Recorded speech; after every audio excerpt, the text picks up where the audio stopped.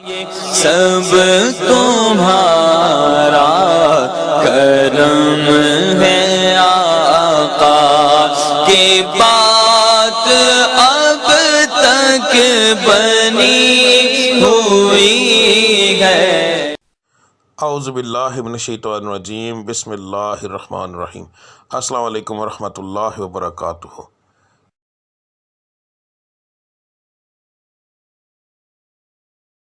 آج کا دن کیسا رہے گا یہ بتانے کے بجائے میں آپ لوگوں کو یہ کیوں نہ بتاؤں کہ کس پڑھائی سے اللہ تعالیٰ کے وہ کون سا بابرکت نام ہے جس کو پڑھنے سے آپ کا آج کا دن بہترین رہے گا۔ بات کو غور سے سن لیجئے، سمجھ لیجئے۔ ہر سٹار کی جیسے پڑھائی مختلف ہوتی ہے، اسی طرح مہینے کے حساب سے، اسی طرح دن کے حساب سے بھی علیحدہ علیحدہ ہوتی ہے۔ تو میں آپ کو جس طریقے سے بتا رہا ہوں اس کا مقصد یہ ہے کہ آپ جو آپ کے آج کے سٹار کی پڑھائی ہے وہ کریں گے تو اس کا نتیجہ آپ کو فوری طور پر ملے گا۔ یعنی کہ اس کا یہ پڑھائی تو ایک دن آپ نے کرنی ہے مگر اس کا نتیجہ فوری طور پر ملتا ہے۔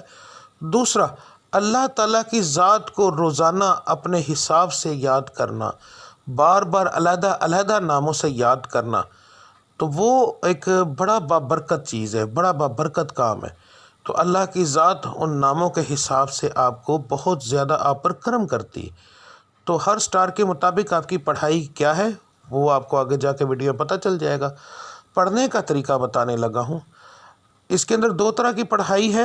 ایک پڑھائی آپ نے فجر کی نماز کے بعد کرنی ہے۔ اگر ایک مثال ہے، میں نے یہ بتایا ہے کہ یا اللہ آپ نے پڑھنا ہے تو صرف میں نے اتنا لکھا ہے یا اللہ، اس کے آگے تعداد نہیں لکھی کیونکہ یہ دونوں پڑھائیاں لا تعداد ہوں گی۔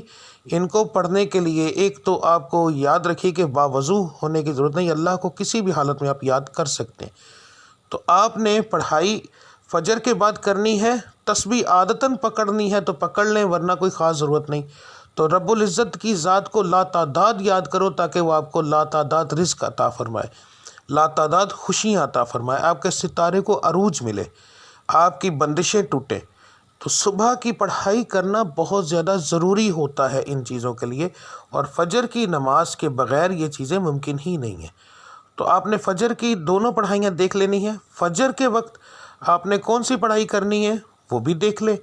اس کے بعد دوسرا جو لفظ ہوگا، ٹھیک ہے، گھر سے کام کے لیے نکلتے وقت، تو آپ نے یہ لفظ آپ نے کب پڑھنا ہے؟ اگر آپ گھر سے باہر کام کرنے کے لیے جاتے ہیں تو پھر کام پر جانے سے پہلے جب آپ تیار ہو رہے ہوں گے، اس وقت کام کی تیاری کے لیے جب آپ تیار ہوں گے، آپ اس وقت یہ پڑھیں گے، اور پھر پورے دن کے اندر وقفے وقفے کے ساتھ یہ لفظ آپ لا تعداد پڑھیں گے۔ تو انشاءاللہ تعالی آپ کو اس سے فائدہ ہوگا۔ اس کا بہترین حل ہے اسکرین شاٹ لے لیا کریں روزانہ ویڈیو کا، تو وہ آپ لا تعداد پڑھیں گے، وضو بغیر وضو، بس جگہ کا دھیان رکھنا ہے کہ صاف اور پاک ہو، ٹھیک ہے۔